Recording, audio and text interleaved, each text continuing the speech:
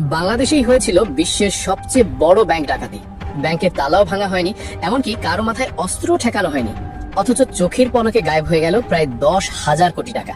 কিভাবে সম্ভব? ইতিহাসের সবচেয়ে বড় ব্যাংক ডাকাতির এই দুর্ধর্ষ ঘটনার সূত্রপাত 4 ফেব্রুয়ারি 2016 সালে। সময় বিকাল 3:30। বাংলাদেশ ব্যাংকের 10 তলার হাই সিকিউরিটি রুমে রাখা একটা প্রিন্টার হঠাৎ করেই কাজ করা বন্ধ করে দেয়। স্ক্রিনে দেখায় সাধারণ কিছু এরর মেসেজ। তবে এই প্রিন্টারটা কোনো সাধারণ প্রিন্টার ছিল না।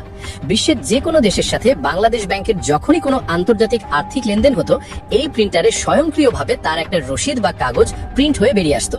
ব্যাংকের কর্মীরা ভাবলেন এটা তো নিত্যদিনের সাধারণ সমস্যা, হয়তো একটু কাগজ আটকে গেছে, নেটওয়ার্ক বা প্রিন্টারে কোনো ঝামেলা হয়েছে, কারণ গত 1 মাস ধরেই প্রিন্টারটা মাঝে মধ্যে এমন সমস্যা করছিল।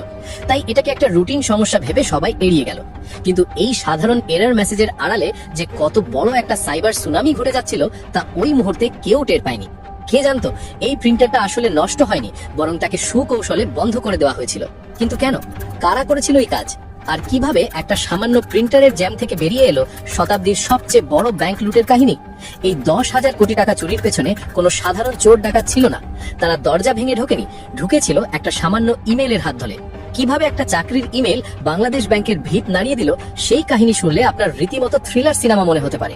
ডাকাতির ঠিক 9 মাস আগের কথা, 2015 সালের মে মাস।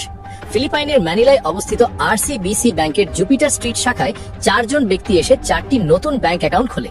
প্রতিটি অ্যাকাউন্টে জমা করা হয় মাত্র $500। অ্যাকাউন্টগুলো খোলার পর থেকে দীর্ঘ 9 মাস ওই অ্যাকাউন্টে আর একটা কানাকড়িও লেনদেন হয়নি। এই 4টি অ্যাকাউন্টই খোলা হয়েছিল বাংলাদেশ ব্যাংকের টাকাগুলো পাচার করার জন্য। কিন্তু ফিলিপাইনে বসে হ্যাকাররা কিভাবে বাংলাদেশের কেন্দ্রীয় ব্যাংকের সিস্টেমে ঢুকলো? এর শুরুটা হয়েছিল 2016 সালের জানুয়ারি মাসে। রাসেল আহলাম নামের এক ব্যক্তির অ্যাকাউন্ট থেকে বাংলাদেশ ব্যাংকের এইচআর বা মানব সম্পদ বিভাগে একটা ইমেল আসে। ইমেলের বিষয়বস্তু ছিল চাকরির আবেদন। ইমেলের সাথে অ্যাটাচমেন্ট হিসেবে দেওয়া ছিল একটা সিভি এবং একটা কভার লেটার। দেখতে একদম সাধারণ একটা জব অ্যাপ্লিকেশন, কিন্তু এই সাধারণ ইমেলটাই ছিল হ্যাকারদের পাতার সবচেয়ে বড় ফাঁদ। ব্যাংকের 3 জন কর্মী স্বাভাবিকভাবেই সেই সিভিটা ডাউনলোড করেন, আর ডাউনলোডের সাথে সাথে ওই ফাইলের ভেতরে লুকিয়ে থাকা মারাত্মক এক ম্যালওয়্যার বা ভাইরাস বাংলাদেশ ব্যাংকের পুরো সিস্টেমে ঢুকে পড়ে। এই ম্যালওয়্যারটা এতটাই ভয়ঙ্কর ছিল যে এটি ব্যাংকের সফটওয়্যারে ক্যান্সারের মতো ছড়িয়ে পড়ে। এর ফলে হ্যাকাররা দেশের বাইরে বসে শুধু কয়েকটা মাউস ক্লিকের মাধ্যমে পুরো ব্যাংকের সিস্টেমের নিয়ন্ত্রণ নিজেদের হাতে নিয়ে নেয়। হ্যাকাররা সিস্টেমে ঢুকে পড়লো বটে, কিন্তু চাইলেই তো আর হাজার হাজার কোটি টাকা নিজেদের পকেটে আনা যায় না। এর জন্য দরকার এমন একটা সিস্টেম যার মাধ্যমে টাকা দেশের বাইরে নেওয়া যায়।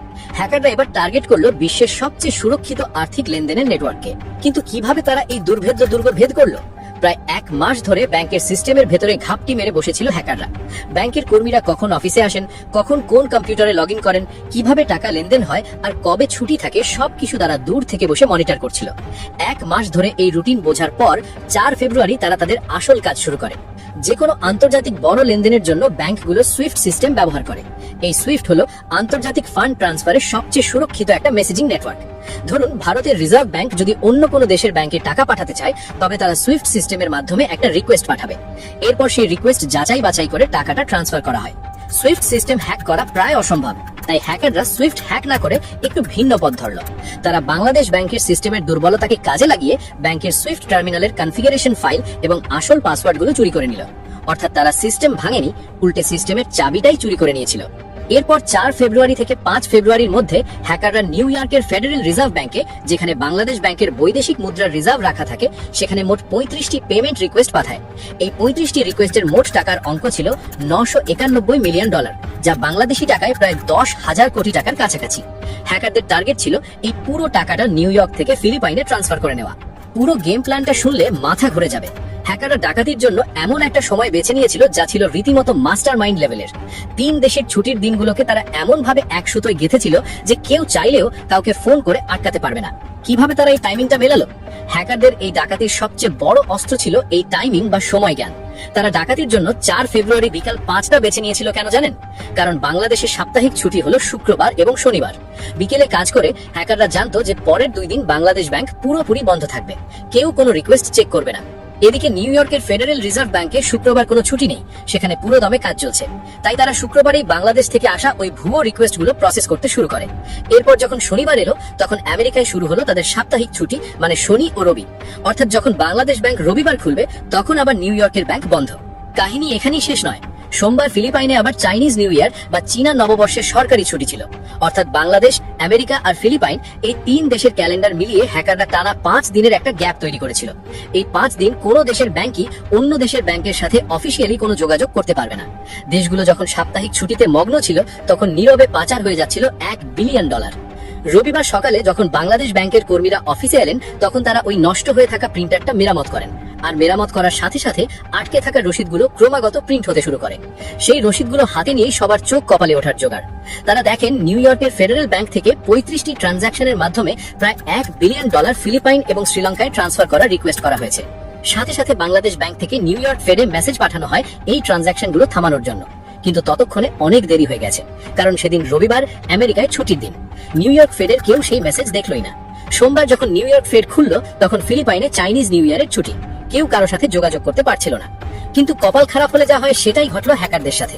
তাদের এত নিখুঁত একটা প্ল্যান ভেস্তে গেল শুধুমাত্র দুটো ছোট্ট শব্দের ভুলের জন্য। নিউ ইয়র্ক ফেড থেকে 35টি রিকোয়েস্টের মধ্যে প্রথম 5টি রিকোয়েস্ট অ্যাপ্রুভ হয়ে গিয়েছিল, যার মধ্যে 4টি রিকোয়েস্টের মাধ্যমে $81 মিলিয়ন ফিলিপাইনের ওই আরসিবিসি ব্যাংকে চলে যায়, আর পঞ্চম রিকোয়েস্টের মাধ্যমে $20 মিলিয়ন পাঠানো হয়েছিল শ্রীলঙ্কার শালিকা ফাউন্ডেশন নামের একটা এনজিও অ্যাকাউন্টে। টাকাটা যাওয়ার কথা ছিল জার্মানির ডয়চে ব্যাংকের মাধ্যমে, কিন্তু ডয়চে ব্যাংকের এক কর্মচারী একটা বানান ভুল ধরতে পারেন। হ্যাকাররা ফাউন্ডেশন বানানটা ভুল করে ফাউন্ডেশন লিখেছিল। এত বড় একটা লেনদেনে এমন বানান ভুল দেখে ডয়চে ব্যাংকের সন্দেহ হয়।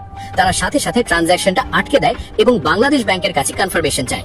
পরে খোঁজ নিয়ে জানা যায় শ্রীলঙ্কায় শালিকা ফাউন্ডেশন নামে কোনো অস্তিত্বই নেই, পুরোটাই ভুয়ো।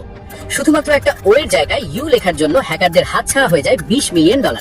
বাকি যে 30টি রিকোয়েস্ট ছিল, যার মূল্য ছিল প্রায় $870 মিলিয়ন, সেগুলো আটকে যাওয়ার ঘটনাটি আরো অদ্ভুত। হ্যাকাররা ফিলিপাইনের যে ঠিকানায় টাকা পাঠাচ্ছিল তার মধ্যে জুপিটার শব্দটা ছিল, কারণ আরসিবিসি ব্যাংকের ওই শাখাটা জুপিটার স্ট্রিটে ছিল। কিন্তু আমেরিকার স্যাংশন বা নিষেধাজ্ঞার তালিকায় জুপিটার শিপিং লিমিটেড নামে ইরানের একটা কোম্পানির নাম ছিল। আমেরিকার সিস্টেমে যখনই জুপিটার শব্দটা অটোমেটিক অ্যালার্ম বাজায়, নিউ ইয়র্ক ফেড সাথে সাথে বাকি 30টি ট্রানজাকশন হোল্ড করে দেয়। এই একটা মাত্র শব্দের কারণে বেঁচে যায় বাংলাদেশের প্রায় 8.5 কোটি টাকা। কিন্তু যে $81 মিলিয়ন ফিলিপাইনে ঢুকে পড়েছিল সেগুলো কি হলো? ওই যে 2015 সালের মে মাসে 4টে ভুয়ো অ্যাকাউন্ট খোলা হয়েছিল, ওই অ্যাকাউন্টগুলোতেই এই টাকাগুলো ঢোকে। এরপর সেই বিশাল অঙ্কের ক্যাশ টাকা ফিলিপাইনের ফিলরেম নামের একটা রেমিটেন্স কোম্পানির মাধ্যমে ফিলিপাইনের মুদ্রা পেসোতে কনভার্ট করা হয়। এরপর সেই বিশাল অঙ্কের ক্যাশ টাকা ফিলিপাইনের মাইডাস এবং সোলারি নামের দুটো বড় ক্যাসিনোতে চলে যায়। ক্যাসিনোর টেবিলে জুয়ার চিপস হিসেবে সেই টাকা হাত বদল হয়ে পুরোপুরি হোয়াইট মানি বা বৈধ টাকায় পরিণত হয়ে যায়। এরপর সেই টাকা কোথায় কার পকেটে গেছে তার আর কোনো হদিস পাওয়া যায়নি। সবচেয়ে আশ্চর্যের ব্যাপার হলো, এত বড় একটা চুরির ঘটনা ঘটে যাওয়ার পরও বাংলাদেশ ব্যাংকের উচ্চ পদস্থ কর্মকর্তারা প্রায় 1 মাস বিষয়টা ধাপা চাপা দেওয়ার চেষ্টা করেছিলেন। এমনকি দেশের তৎকালীন অর্থমন্ত্রীও নাকি খবরটা জানতে পেরেছিলেন পত্রিকা পড়ে। পুরো ঘটনা জানাজানি হওয়ার পর দেশে বিদেশে তুমুল হইচই পড়ে যায়। পরিস্থিতি সামলে না পেরে অবশেষে বাংলাদেশ ব্যাংকের তৎকালীন গভর্নর আতিউর রহমান পদত্যাগ করতে বাধ্য হন। এই ঘটনার তদন্ত করতে আমেরিকা থেকে সাইবার সিকিউরিটি টিম আনা হয়। তারা তদন্ত করে দেখে এই হ্যাকিং এর কোডিং স্টাইল এবং আইপি অ্যাড্রেসের সাথে 2014 সালে সনি পিকচার্স হ্যাক হওয়ার ঘটনার হুবহু মিল আছে।